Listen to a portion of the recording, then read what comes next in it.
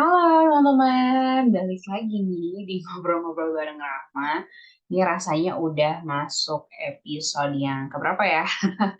Tiga tepatnya sih ya, kalau misalnya kita hitung dari awal. Aku perkenalan, kemudian yang kemarin adalah tentang patah hati. Gimana, apakah ada yang relate gitu dengan, ternyata patah hati itu nggak selalu buruk. Ya, apa ya, kayak insight atau hikmah gitu di balik apa ya ada di situ, cuman memang perlu waktu. Dan hari ini kita akan ngobrolin sesuatu yang udah aku spill lewat background yang aku pasang di sini. Kemarin-kemarin backgroundnya selalu sama ya, sekarang kita coba untuk ubah backgroundnya supaya menjadi clue gitu dengan topik yang akan kita atau aku bahas pada hari ini. Seperti biasa, karena aku adalah fix agen BMKG, aku akan coba dulu untuk bahas cuaca gitu ya. Bukan mau meramal cuaca tentunya karena aku bukan Barara, jadi aku adalah Rahma. Jadi di sini aku cuma mau share tentang keadaan cuaca pada hari ini. Sampai hari ini nih di Bandung terutama belum ada hujan juga. Tapi aku sempat dengar nih di beberapa, bukan beberapa, di salah satu kota di Indonesia itu kota hujan sebenarnya itu Bogor, itu udah sempat ada hujan yang cukup besar nih gitu. Cuman itu pun hanya terjadi satu kali dalam satu minggu. Nah, di Bandung belum ada lagi nih hujan sampai hari ini, dan malah cuacanya hari ini cukup panas, terik banget. Jadi sampai ke dalam ruangan yang ber-AC pun kerasa tetap panas gitu. Kalau tadi aku lihat dari cek di suhu, kayak di handphone gitu, di widgetku tuh sekitar 33 derajat gitu ya. Jadi cukup panas. Dan di kota lain contohnya aku terdapat info dari teman-teman di Jawa Tengah itu sampai 37 derajat Celcius gitu. Jadi lagi panas-panasnya, dan memang suhu-suhu terpanas itu banyaknya terjadi di bulan ini. Jadi aku dapat info melihat dari info Bandung di @info_bdg. Jadi kalau misalnya teman-teman mau update gitu ya terkait dengan keadaan Bandung gitu, apa aja yang di Bandung tuh bisa lewat situ. Tadi aku sempat baca bahwa memang salah satu suhu tertinggi itu terjadinya adalah di bulan Oktober. Nah, ngomong-ngomong soal suhu tinggi, kemudian keadaan terik, panas gitu ya, teman-teman tuh sukanya biasanya makan apa gitu, atau mengkonsumsi apa sih supaya tetap merasa comfort gitu ya. Karena kan kalau lagi panas gitu kan nggak enaknya gerah karena kita kan keringetan. Nah itu juga kalau misalnya kita lagi terutama beraktivitas tuh biasanya pasti jadinya keganggu. Nah teman-teman biasanya apa ya, prefer untuk mengkonsumsi makanan atau minuman seperti apa? Apakah ada yang memang nggak terlalu suka makan minuman saat kegerahan gitu, jadi lebih baik untuk cari udara seger aja, atau ada yang mungkin tipikal-tipikal yang cukup bisa nih untuk dengan kayak misalnya makan es krim gitu ya, atau minuman dingin. Nah, aku adalah si orang yang nomor dua. Jadi suka banget untuk mencari kesegaran-kesegaran gitu ya dari minuman ataupun dari es krim. Nah, aku lebih suka esan gitu ya, tapi juga lebih suka es yang tradisional. Alias kayak es doger gitu ya, es podeng, kemudian juga ada apa lagi ya, yang tradisional es cincau, kemudian es cendol gitu. Di Bandung tuh jajanan-jajanan gerobakan yang masih banyak nih ditemukan di sekitar. Nah, aku seneng banget karena nggak perlu susah-susah gitu ya. Kadang kan mungkin di beberapa kota besar tuh udah nggak ada tuh, kalau di Bandung pedagang kaki lima yang menjajakan minuman tersebut masih banyak. Kalau makanan, kayaknya yang seger-seger ya, semacam es campur itu juga masuknya minuman juga kali ya gitu. Jadi lebih suka untuk yang dingin-dingin gitu, karena cocok banget nih dikonsumsi di musim yang panas gitu ya, kemarau seperti ini, dengan mungkin ya apa, tengah-tengah di siang hari gitu, kita habis makan siang terus kayak butuh yang seger-seger, bisa dengan opsi yang tadi. Nah, ngomongin soal minuman dan makanan, masuk nggak ya? Masuk lah ya. Di tahun 2024, nah sebenarnya sebelum kita ke 2024, kita flashback dulu sedikit gitu ya. Makanan minuman di Indonesia itu sudah mendapatkan apa ya, kayak istilahnya warning gitu dari badan, waktu itu belum ada badan khususnya. Nah, kalau sekarang udah ada namanya Badan Penyelenggara Jaminan Produk Halal atau BPJPH, itu untuk segera mensertifikasi produknya menjadi produk yang halal. Nah, di belakang aku ini adalah gambar-gambar produk lama sebenarnya ya. Makanan-makanan lama nih. Di sebelah kanan ada Yosan ya, disebut merek nggak apa-apa ya. Ada permen karet, ada permen, ada coklat di sini gitu ya. Nah, ini juga adalah kategori-kategori yang harus disertifikasi istilahnya, atau ya didaftarkan halal gitu.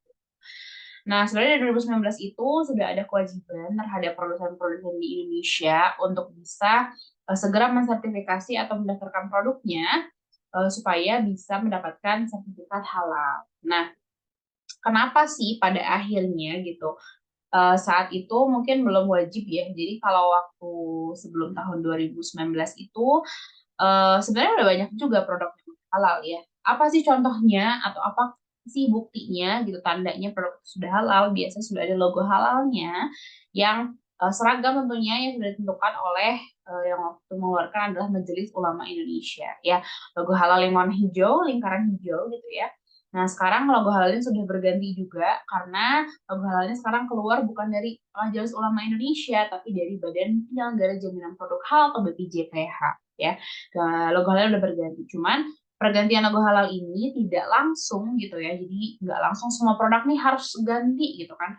Karena kan ketika suatu perusahaan itu memproduksi produk gitu ya, dia kan pasti ada perhitungannya nih nyetak kemasan sampai mungkin dalam waktu 2 tahun baru habis gitu. Nah, itu disesuaikan. Jadi, sampai dengan tahun 2026, mungkin teman-teman di lapangan akan menemukan dua jenis label atau logo halal ya. Ada yang lingkaran gitu ya, lingkaran hijau atau lingkaran dengan tulisan Majelis Ulama Indonesia dan juga logo halal yang terbaru ya. Mungkin udah pernah pada lihat ya logo halal yang terbaru seperti apa. Sebenarnya kalau dari BPJPH itu kalau nggak salah dia itu adalah warna ungu dengan background putih gitu, tulisan halal seperti itu. Nah, awalnya kenapa ya halal ini menjadi sesuatu yang orang Indonesia atau mungkin khususnya di sini pemerintah itu concern gitu. Karena memang kebutuhan terhadap produk yang halal ini meningkat. Alasannya pertama karena memang populasi muslim itu meningkat, bukan cuma di Indonesia, tapi juga di dunia. Kemudian yang kedua karena memang permintaan pasar gitu ya. Jadi orang-orang makin kesini itu ketika akan mengkonsumsi sesuatu makin aware gitu. Jadi makin pengen tahu nih asal usulnya dari mana, kemudian dibuatnya dari bahan apa, nah halal atau enggak gitu. Jadi mau nggak mau nih Indonesia sebagai mungkin negara yang penduduk muslimnya banyak gitu ya, mayoritasnya muslim, untuk memenuhi kebutuhan pasar baik di dalam negeri maupun di luar negeri, mau nggak mau kita harus punya nih sebuah jaminan gitu ya kepada konsumen terhadap produk-produk yang kita hasilkan, terutama di sini kita bahas tentang makanan minuman, itu harus segera didaftarkan halalnya. Gitu. Terus produk-produk lain gimana? Kayak misalnya produk obat, gitu, produk kosmetik, gitu ya, atau produk gunaan lah.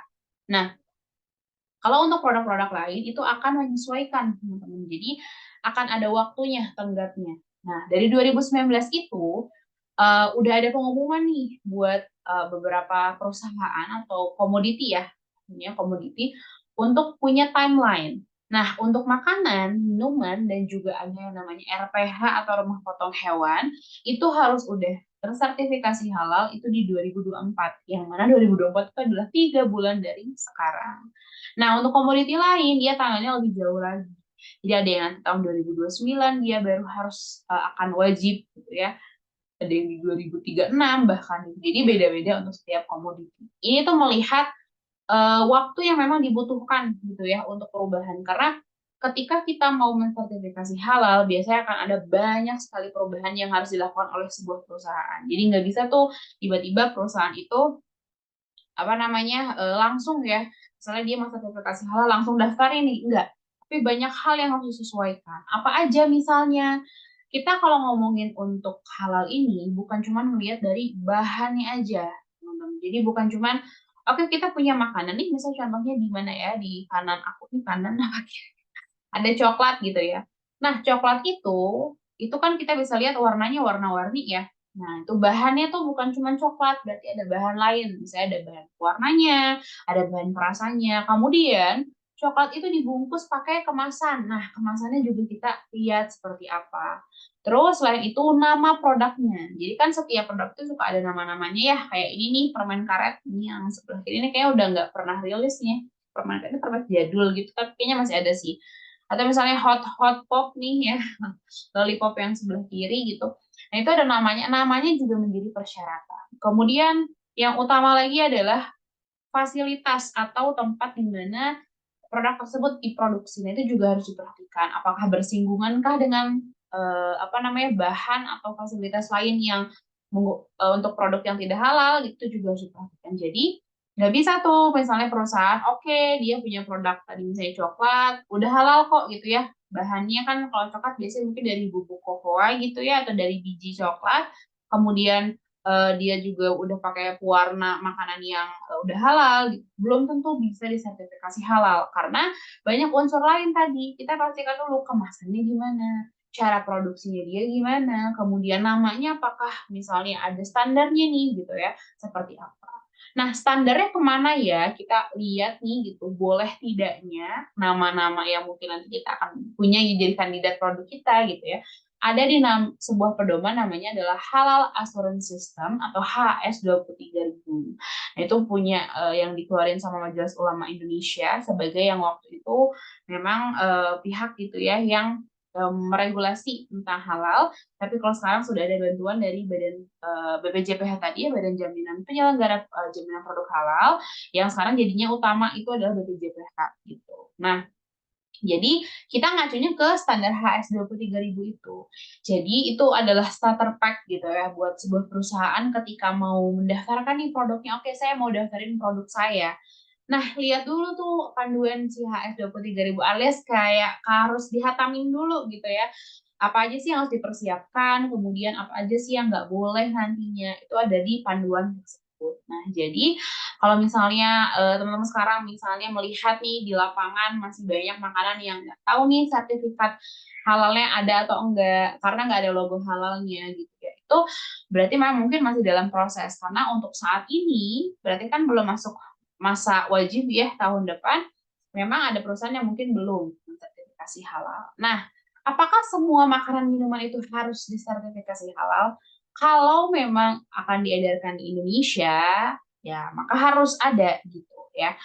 Nah, terus gimana kalau makanan yang dia misalnya tidak bisa disertifikasi halal dengan alasan misalnya ada mengandung apa namanya turunan, kalau di dalam standar misalnya mengandung babi seperti itu. Nah, kalau seperti itu nanti mungkin ya ke depannya, kalau untuk saat ini belum ada pembeda kecuali hanya dicantumkan bahwa memang untuk produk-produk yang mengandung babi itu biasanya dia ada logo tulisan berwarna merah dengan background putih.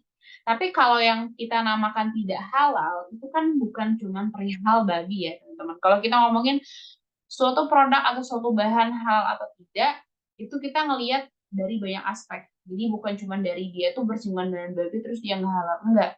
Tapi kalau dia mengandung alkohol yang lebih dari ketentuan, kemudian dia mengandung darah gitu ya, terus dia mengandung hewan-hewan yang misalnya tidak diperkenankan untuk dimakan, maka dia bisa menjadi tidak halal. Nah, itu juga harus diperhatikan. Tapi untuk saat ini kita belum ada pembedanya. Hanya pembeda yang halal dan tidak halal itu adalah kalau dia tidak halalnya karena produk baru. Jadi kalau misalnya tadi mungkin ini harusnya aku sebut di awal ya. Jadi suatu produk itu dikatakan tidak halal bukan hanya karena dia menggunakan ada campuran babi, tapi tadi ya alkohol, darah. Misalnya kita gini deh, ngomongin produk misalnya tadi aku beli es cendol gitu ya. Es cendol itu kan komposisinya ada cendolnya, cendol itu kan ada dari daun apa namanya biasanya suji ya gitu ya, terus dipakein tepung, kemudian airnya si kuahnya itu dari apa sirup santan, dipakein gula merah. Nah, kita lihat secara komposisi aman ya, kan daun ya daun pasti halal gitu ya, gula merah juga sama dari tanaman pasti halal, kelapa juga santan tadi ya dari kelapa halal juga gitu ya. Nah, terus apakah bisa minuman seperti cendol itu jadi tidak halal? Bisa aja. Kalau kita menambahkan bahan-bahan yang dilarang tadi, misalnya kita ya pakein alkohol atau dalam makanan namanya istilah biasanya rum gitu. Terus atau kita nambahin pewarna makanan atau perisa makanan yang memang kita nggak tahu tuh asal-usul dari mana. Nah, itu bisa si produk itu jadi berpotensi untuk tidak halal. Belum tentu jadi tidak halal, iya betul, tapi berpotensi. Nah, yang itulah yang harus akhirnya menjadikan produk-produk di pasaran itu harus sertifikasi halal. Jadi mungkin ke depannya nggak boleh tuh ada yang ragu-ragu ini nggak tahu halal. Karena belum wajib, jadi ya tentu aja ini masih apa ya, kayak produsen masih punya kebebasan untuk tidak mensertifikasi. Tapi kalau sudah wajib berarti artinya ketika tidak dilaksanakan akan ada punishment atau misalnya ada sanksi dari pemerintah. Gimana kalau misalnya melihat apa ya, betapa kompleksnya sebetulnya proses dari untuk pendaftaran halal produk ini? Apakah mungkin di tahun depan gitu ya semua makanan, minuman itu sudah bisa untuk tersertifikasi atau terdaftar halal semua gitu? Karena itu include ini loh teman-teman, include apa namanya, warung-warung makan ya, mungkin kalau warung makan sekarang teman-teman sudah banyak lah tahu ya, mungkin bisa mengakses sendiri juga apa sih warung makan yang sudah ada sertifikat halal. Biasanya mereka lewat sosial media suka declare ya. Oke, misalnya kayak kemarin sesuatu produk es krim yang sempat viral, terus udah banyak gerainya di mana-mana sampai kayak semua ruko kosong berharap berhati-hati karena dibuka di es krim ini gitu. Dia juga kemarin baru sertifikasi halal, terus juga ada yang donat ya, merek donat yang baru diperpanjang juga halalnya gitu setelah mungkin sempat kontroversi nih karena dia ternyata dalam kurun waktu dalam 6 apa 5 tahun tidak pernah perpanjang kayak gitu. Nah, itu sekarang kita bisa update di sosial media masing-masing dari produk atau perusahaan atau tempat makan yang terkait. Jadi teman-teman nggak usah khawatir. Nah, kalau misalnya bingung juga mau cek produk yang kita makan itu halal atau enggak, kalau misalnya di pasaran, teman-teman bisa cek di kemasannya, ya dicari logo halal. Nah, logo halalnya tadi masih ada dua ya, jadi bisa logo halal yang lama dulu dan logo halal yang baru. Tapi kalau misalnya ada logo lain, nah itu kita harus perhatikan juga tuh karena nggak ada sebenarnya logo yang diterima di Indonesia kecuali dua logo tersebut. Kecuali untuk mungkin makanan-makanan yang impor. Jadi kalau misalnya ada logo lain tuh ya, misalnya biasa suka ada logo halal pakai Arab aja, nah itu harus dipertanyakan dulu karena dia berarti asalnya bukan dari lembaga yang sah seperti BPJPH. Jadi itu harus kita cek lagi, cross check lagi gitu, apakah benar sudah halal atau hanya diklaim aja nih sama produsen. Gitu. Nah, ngelihat kayak betapa banyaknya gitu ya, berapa banyak sih makanan minuman ini nih banyak banget kan. Ini tuh hanya secuplik, ini tuh baru golongan apa ya, permen ya. Ini kan banyaknya permen di sini gitu ya. Belum lagi golongan-golongan lain gitu. Kayak misalnya bumbu dapur, kemudian tepung-tepungan, kemudian mungkin apa namanya minyak dan sebagainya itu harus sudah ada sertifikat halalnya juga. Nah, jadi kita sebagai konsumen terus apa gitu ya yang harus dilakukan? Yang pertama ya pastinya aware gitu, terhadap produk-produk ini, terus juga kalau untuk tempat makan teman-teman sekarang karena udah di sosial media bisa cross check juga tuh mereka apakah sudah tersertifikasi halal atau misalnya menjual produk-produk yang tidak halal atau enggak. Karena itu bisa jadi hal yang kita perhatikan juga ya ketika suatu tempat makan dia misalnya menunya halal tapi dia misalnya juga menjual menu tidak halal, nah itu juga harus diperhatikan. Itu bisa kita cross check gitu ya kalau misalnya perusahaan atau sorry tempat makan yang cukup besar biasanya dia terbuka sih masalah itu, jadi kita bisa cross check ke apa namanya tempat makannya. Yang kedua selain kita cross check kita juga harus aware gitu terhadap ada istilah namanya titik kritis gitu ya kalau di produk. Jadi kalau kayak misalnya produk misalnya coklat gitu. Nah, kira-kira apa sih yang berpotensi membuat coklat itu nggak halal? Nah, kita bisa lihat tuh dari komposisi gitu. Dari misalnya kan kalau di produk seperti ini kan dia biasanya ada komposisinya. Nah, kita bisa cross check dari situ. Jadi sebagai konsumen yang baik itu ke depannya juga kita harus lebih aware lagi nih terkait dengan apa aja sih yang sebenarnya tuh tidak halal, apa aja sih yang halal itu seperti apa gitu. Karena balik lagi apa ya, itu kan untuk konsumen juga gitu ya, sertifikasi halal ini jadi wajib untuk konsumen juga. Kita juga sebagai konsumen juga harus bijak juga gitu ya melihat sebelum membeli memastikan produk ini halal atau enggak. Nah, jadi kita tunggu aja apakah misalnya nanti tahun depan target dari BPJPH ini tercapai atau enggak gitu ya. Semua makanan, minuman di Indonesia dan juga tadi ada rumah potong hewan itu bisa tersertifikasi halal atau enggak. Semoga bisa sih ya teman-teman. Jadi kita termasuk tadi restoran itu udah nggak perlu lagi bertanya-tanya gitu ya, apakah restoran yang kita masuk ini halal atau enggak, apakah makanan yang kita makan ini halal atau enggak gitu. Jadi rasanya aman gitu ya, mau musim hujan, musim kemarau, mau makan es krim atau makan apapun, kita merasa aman gitu dengan jelasnya halal atau tidak suatu produk. Itu aja teman-teman terkait dengan halal. Jadi kalau misalnya mau sharing-sharing terkait dengan halal, bisa banget reach out aku. Jangan lupa di Instagram di @rahmanafsh.